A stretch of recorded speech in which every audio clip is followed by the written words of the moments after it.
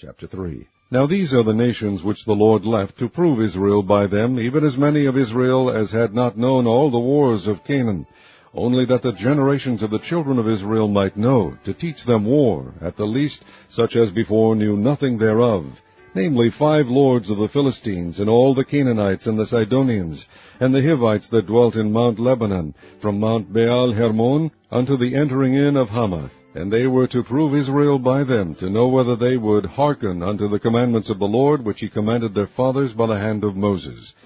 And the children of Israel dwelt among the Canaanites, Hittites, and Amorites, and Perizzites, and Hivites, and Jebusites. And they took their daughters to be their wives, and gave their daughters to their sons, and served their gods. And the children of Israel did evil in the sight of the Lord, and forgat the Lord their God, and served Baalim and the groves. Therefore the anger of the Lord was hot against Israel, and he sold them into the hand of Chushan-Rishathaim, king of Mesopotamia. And the children of Israel served Chushan-Rishathaim 8 years. And when the children of Israel cried unto the Lord raised up a deliverer to the children of Israel, who delivered them, even Othniel the son of Kenaz, Caleb's younger brother. And the Spirit of the Lord came upon him, and he judged Israel, and went out to war. And the Lord delivered Chushan-Rishathaim, king of Mesopotamia, into his hand. And his hand prevailed against Chushan-Rishathaim.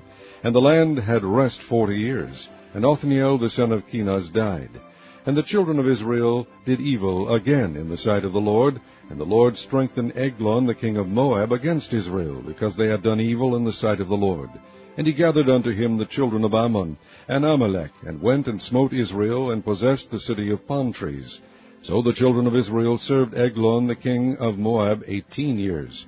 But when the children of Israel cried unto the Lord raised them up a deliverer, Ehud the son of Gera, a Benjamite, a man left-handed, and by him the children of Israel sent a present unto Eglon the king of Moab. But Ehud made him a dagger, which had 2 edges, of a cubit length, and he did gird it under his raiment upon his right thigh. And he brought the present unto Eglon king of Moab, and Eglon was a very fat man. And when he had made an end to offer the present, he sent away the people that bare the present. But he himself turned again from the quarries that were by Gilgal, and said, I have a secret errand unto thee, O king. Who said, Keep silence. And all that stood by him went out from him.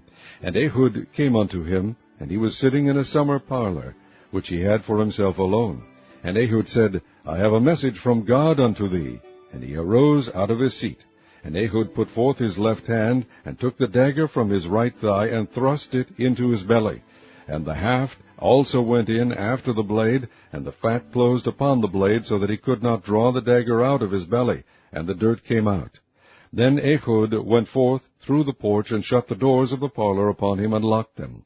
When he was gone out, his servants came, and when they saw that, behold, the doors of the parlor were locked, they said, Surely he covereth his feet in his summer chamber. And they tarried till they were ashamed, and behold, he opened not the doors of the parlor. Therefore they took a key, and opened them, and behold, their lord was fallen down dead on the earth. And Ehud escaped while they tarried, and passed beyond the quarries, and escaped into Seirath. And it came to pass, when he was come, that he blew a trumpet in the mountain of Ephraim, and the children of Israel went down with him from the mount, and he before them. And he said unto them, Follow after me, for the Lord hath delivered your enemies, the Moabites, into your hand. And they went down after him, and took the fords of Jordan toward Moab, and suffered not a man to pass over. And they slew of Moab at that time about 10,000 men, all lusty, and all men of valor, and there escaped not a man. So Moab was subdued that day under the hand of Israel, and the land had rest 80 years. And after him was Shamgar the son of Anath, which slew of the Philistines 600 men with an ox goad, and he also delivered Israel.